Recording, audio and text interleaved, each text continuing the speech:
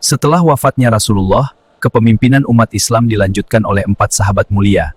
Mereka dikenal sebagai Khulafaur Rasyidin, para khalifah yang mendapat petunjuk. Abu Bakar Asy-Syiddiq menjadi khalifah pertama. Dengan keteguhan iman, ia mempersatukan umat dan menumpas pemberontakan yang mengancam persatuan Islam. Umar bin Khattab memimpin dengan keadilan dan ketegasan. Di masanya, wilayah Islam berkembang luas dan sistem pemerintahan ditata dengan rapi. Utsman bin Affan dikenal karena kelembutannya. Ia berjasa menyatukan mushaf Al-Quran agar umat tetap berada dalam satu bacaan yang terjaga. Ali bin Abi Thalib memimpin di masa penuh ujian. Dengan ilmu dan keberanian, ia tetap menegakkan keadilan di tengah perpecahan. Madinah sunyi, Rasulullah telah wafat, umat Islam tenggelam dalam kesedihan.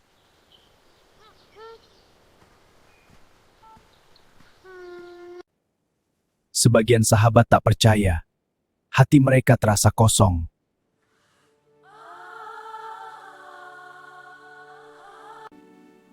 Abu Bakar berdiri dan berkata, "Siapa menyembah Muhammad, beliau telah wafat."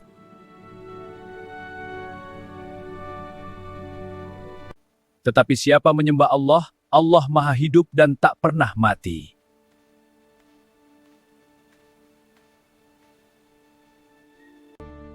Saudara-saudara, kita telah bermusyawarah dengan hikmat, benar, dan semua setuju pada satu pilihan. Maka, dengan ini, beliau secara bulat dibayat sebagai khalifah pertama.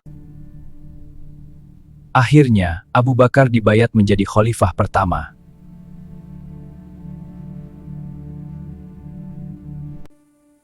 Bukan karena ambisi, tetapi karena amanah.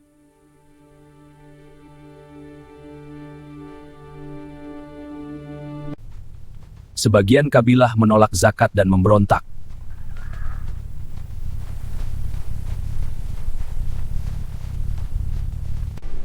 Abu Bakar tetap tegas menjaga persatuan umat.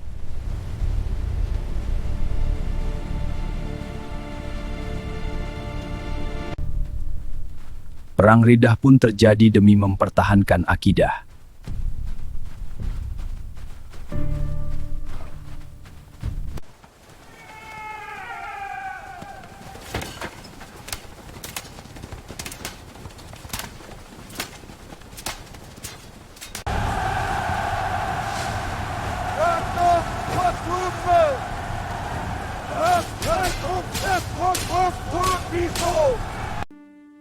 Banyak penghafal Al-Quran gugur di medan perang.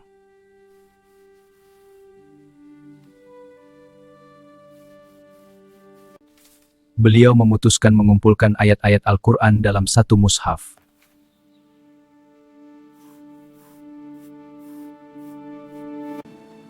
Meski menjadi pemimpin, hidupnya tetap sederhana.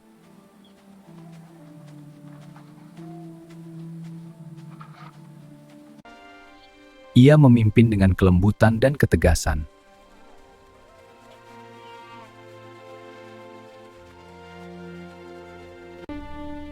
Hanya 2 tahun ia memimpin, namun fondasi umat terselamatkan.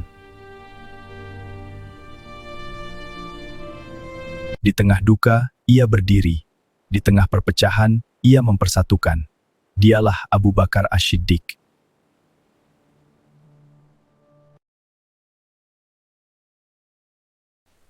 Setelah wafatnya Abu Bakar, amanah besar itu berpindah kepada Umar bin Khattab.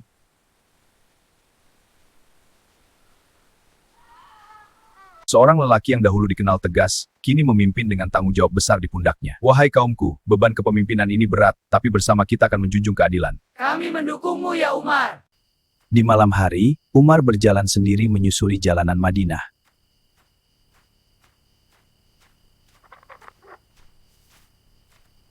Ia menemukan seorang ibu yang memasak batu untuk menenangkan anak-anaknya yang lapar.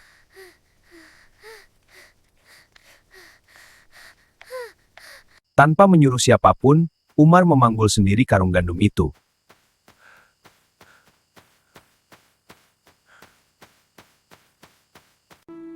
Ia menangis dan takut akan pertanggungjawaban di hadapan Allah.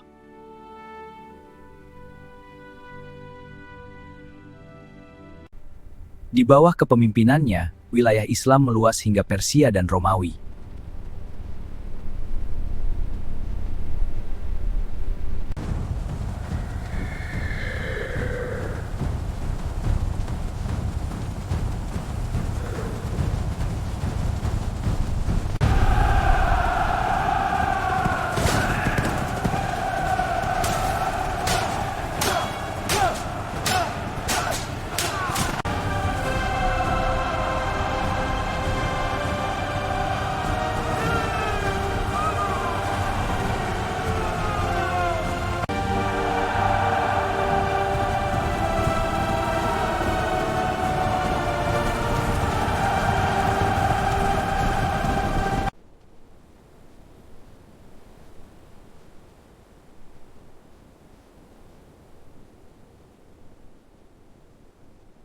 Ketika memasuki Yerusalem, Umar datang dengan pakaian sederhana tanpa kemegahan.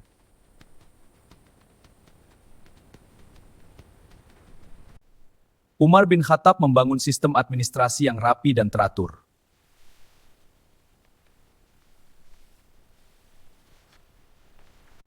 Kita butuh sistem yang rapi dan teratur. Catat semua dengan teliti. Ini fondasi pemerintahan yang kuat. Umar mendirikan Baitul Mal atau mengelola keuangan negara. Ambillah gandum dan koin ini sebagai bagian dari harta negara. Distribusikan dengan adil kepada semua yang membutuhkan. Terima kasih Umar, semoga kalian diberkati. Pada masanya ditetapkan kalender Hijriyah dimulai dari hijrah Nabi.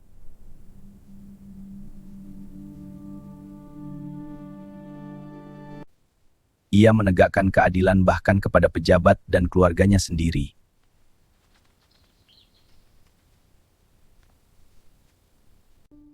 Kepemimpinannya berakhir ketika ia ditikam saat memimpin salat subuh.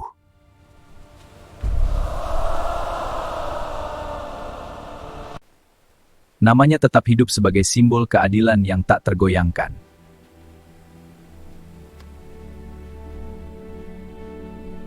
Umar bin Khattab, pemimpin yang keras pada dirinya sendiri dan lembut kepada rakyatnya.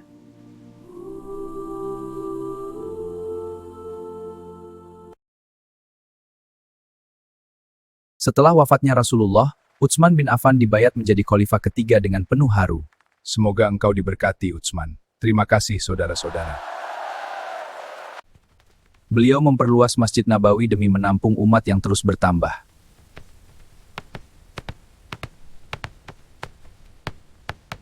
Sumur digali, jalan diperbaiki, demi kesejahteraan rakyat Madinah.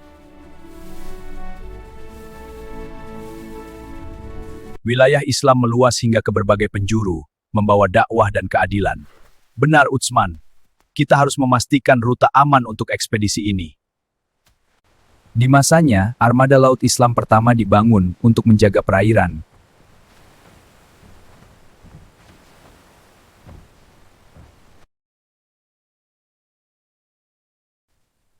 Melihat perbedaan bacaan, Utsman memerintahkan kodifikasi mushaf.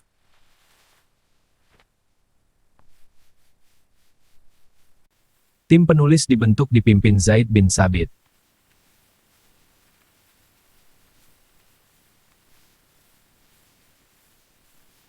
Aku membaca ayat ini dengan logatku. Aku juga, tapi logatku berbeda.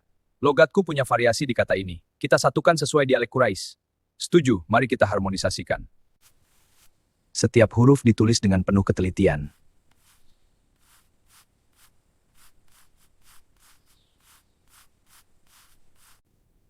Mushaf standar akhirnya selesai disusun.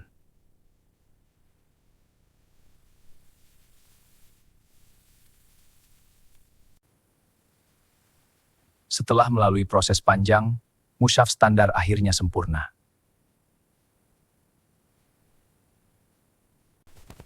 Salinan mushaf dikirim ke Kufah untuk menyatukan bacaan umat.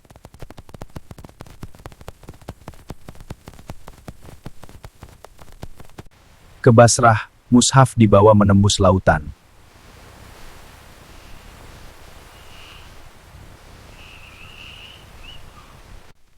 Ke Syam, mushaf berjalan bersama karavan melintasi gurun luas.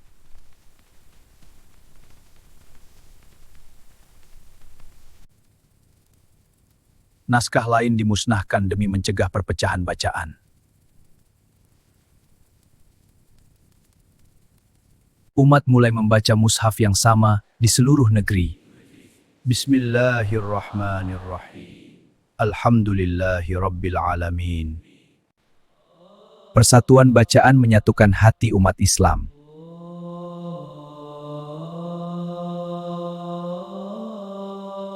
Keputusan Utsman menjaga kemurnian Al-Quran sepanjang zaman.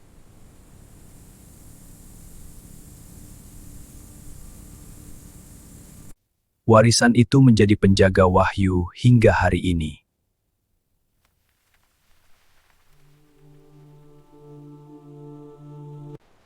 Utsman bin Affan, khalifah yang menjaga persatuan dan kemurnian kitab suci.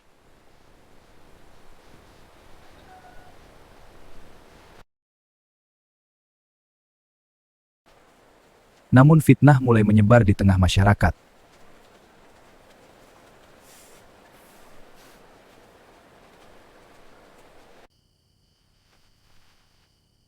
Surat-surat palsu beredar, memecah belah umat. Gelombang protes mengepung rumah sang khalifah. Tenang saudara-saudara, mari kita bicara dengan damai. Dengarkan Ali, dia membawa kebenaran. Utsman memilih kesabaran dan menolak pertumpahan darah.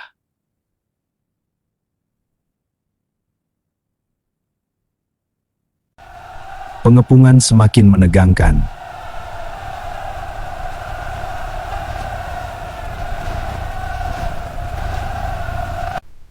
Intrik politik memuncak dalam gelap malam.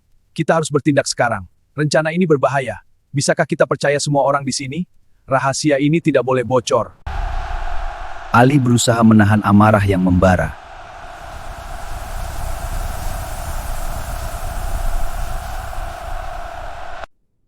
Rumah itu akhirnya diterobos.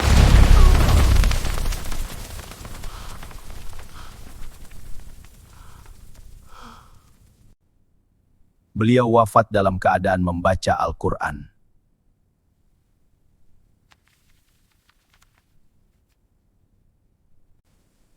Madinah pun diliputi duka mendalam.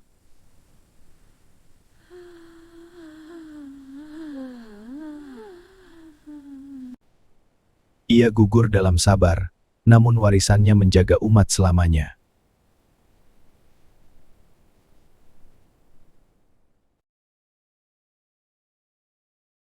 Di tengah kekacauan Madinah, umat mencari pemimpin.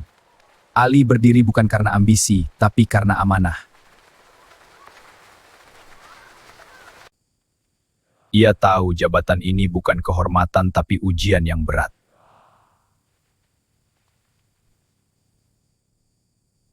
Keadilan ditegakkan, harta negara kembali kepada yang berhak.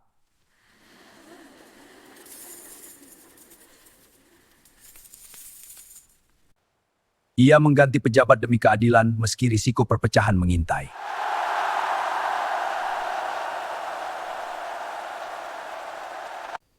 Namun di balik gelap malam benih perlawanan mulai tumbuh.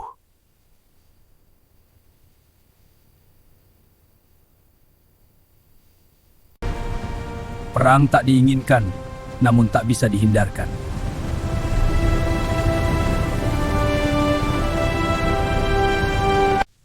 Di malam sunyi, doa lebih nyaring dari pedang.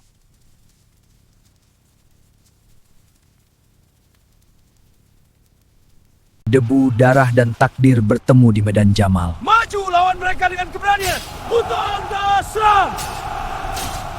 Jangan mungkin kita menung. Kemenangan terasa pahit ketika saudara saling terluka.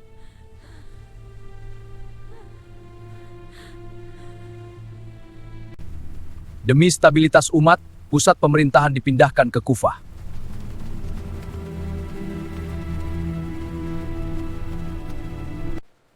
Kufah menjadi saksi kepemimpinan di masa paling genting.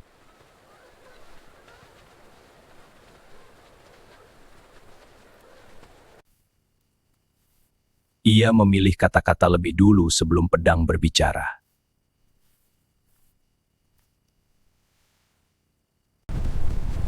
Langkah pasukan mengguncang tanah Siffin.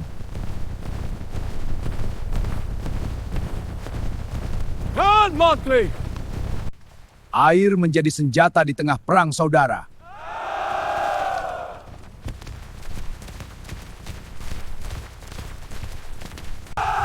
Shifin menjadi lautan debu dan darah.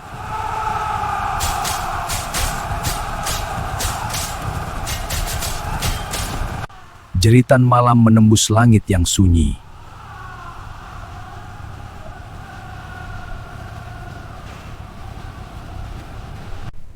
Kitab suci diangkat, perang seakan terhenti.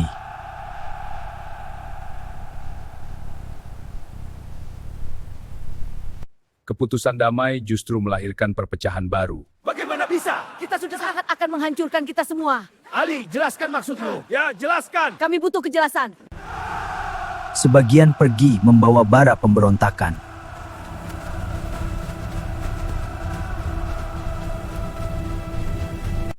Mari kita berdiskusi dengan kepala dingin dan hati terbuka demi kedamaian bersama. Namun ingat, jika dialog ini gagal, pedang akan kembali terhunus. Nahrawan menjadi luka baru dalam sejarah. Maju, jangan mundur!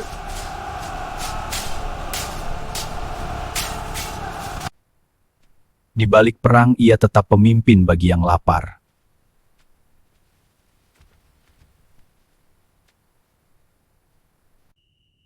Dalam sujudnya, ia menyerahkan semua kepada Allah.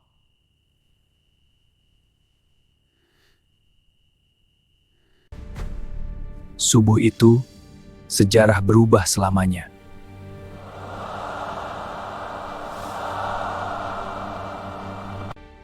Ali gugur, namun cahaya keadilannya tak pernah padam.